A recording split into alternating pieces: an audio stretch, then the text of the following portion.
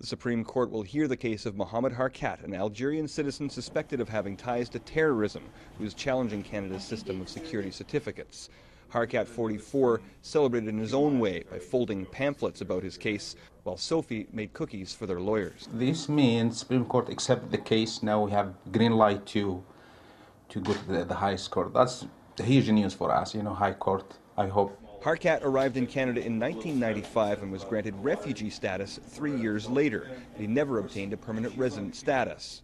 He's accused of operating a safe house for Islamic extremists in Pakistan when he was 19 years old, also with having associations with a known jihadist group. The federal government issued a security certificate against him in 2002. Why the certificate remains unconstitutional is because he was charged. He was never charged. He was detained for 10 years. He's detained in another form right now. He's not in prison, but he still wears a GPS and has numerous conditions.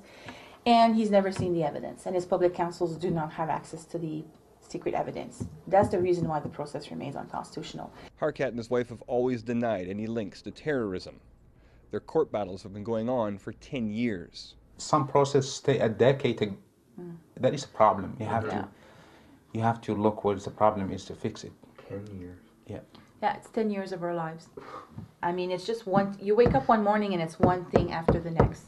Even though he was served with a deportation order in 2011 that has been suspended pending the appeal and his appearance before the Supreme Court, they don't know when the date of that is going to be yet. In Ottawa, Doug Hempstead for Sun News.